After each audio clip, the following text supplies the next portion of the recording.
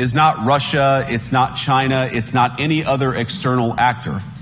And what I worry about is the threat from within, the retreat of Europe from some of its most fundamental values, values shared with the United States of America. And perhaps most concerningly, I look to our very dear friends, the United Kingdom, where the backslide away from conscience rights has placed the basic liberties of religious Britons in particular. I think it's true in Europe. They're losing their wonderful right of freedom of speech. I see it. Vice President Vance's speech to the conference has ruffled quite a few feathers in Europe. What did he say to ruffle them? I don't know. He was talking about the freedom of speech and migration in Europe. Do you believe that European leaders have a fundamentally different view of the world than this administration's? Well, I heard his speech, and I tell you, you're talking about JD's speech, right? Yes, sir. I heard his speech, and he talked about freedom of speech, and I think it's true. You don't want them to advertise? No. What do you mean? If somebody's going to try to blackmail me with advertising, blackmail me with money? Elon called me. He said, you know, they're trying to drive us apart. I said, absolutely. No, they said, we have breaking news. Donald Trump has ceded control of the presidency to Elon Musk. President Musk will be attending a cabinet meeting tonight at 8 o'clock. And I say, It's just so obvious. Hey there. If you enjoy staying informed and discovering stories that matter, make sure to hit that subscribe button. It's free, and your support really helps us create even more amazing content for you. Join us on this journey. You won't regret it. The United Kingdom, historically known as a champion of free speech, is now facing increasing scrutiny over its growing restrictions on personal freedoms, sparking a wider debate about the future of democracy and liberty in Europe. A recent case involving British Army veteran Adam Smith Connor has brought this issue to the forefront. Connor, a 51-year-old physiotherapist, was fined for silently praying near an abortion clinic, an act that did not disrupt anyone or block access to the facility. His only offence was standing quietly, head bowed, for a few minutes in a public space. This event sheds light on a larger and more concerning trend: the UK's increasingly stringent laws, including the new buffer zones law. Enacted to protect individuals seeking services at abortion clinics, this law now criminalises not just physical protests, but also silent, non-disruptive prayer within a 200-metre radius of such facilities. Critics argue that this represents a grave overreach by the state, infringing on basic freedoms like freedom of speech and the right to practice religion without interference. The implications of these developments are not confined to the UK alone. The erosion of free speech in one of the world's oldest democracies sends a concerning message across Europe and the rest of the Western world. High-profile figures have begun to speak out against the UK government's actions, with Ohio Senator J.D. Vance being among the loudest critics. Vance, known for his strong views on freedom of expression, has called the UK's actions a blatant assault on free speech.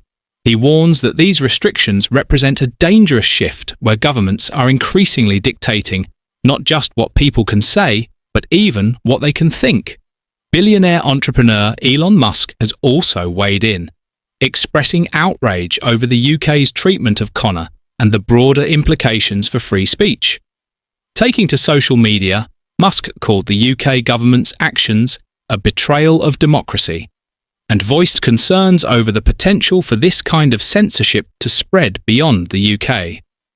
Musk, who is known for his outspoken views on free speech, didn't just stop at criticism. He hinted that Tesla, his electric car company, may reconsider its future investments in the UK if the country continues down this path.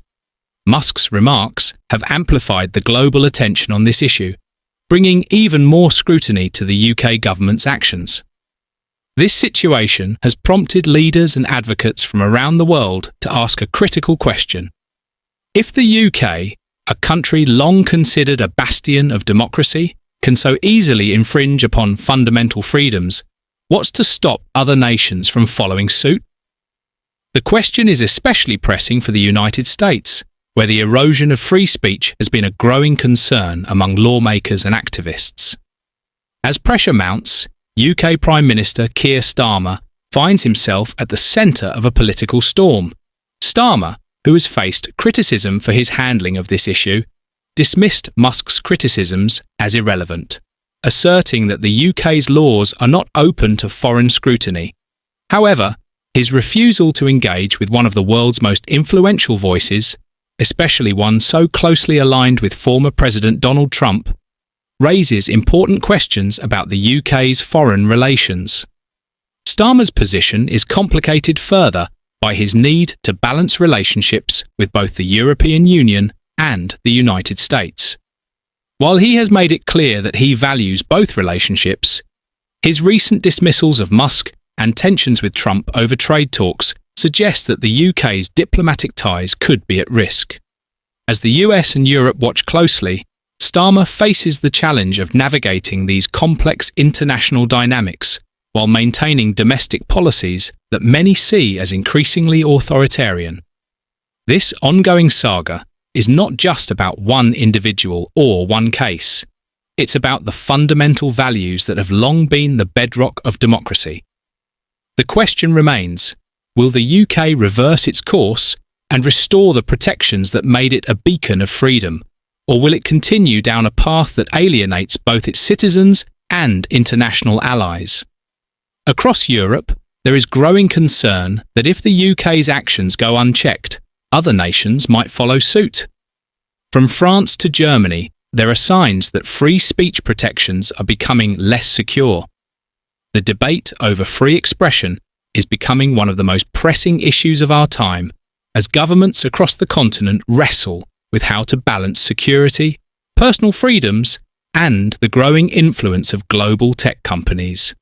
This story is developing, and the coming months will reveal whether the UK can recover its reputation as a champion of liberty or if it will become a cautionary tale for democracies worldwide.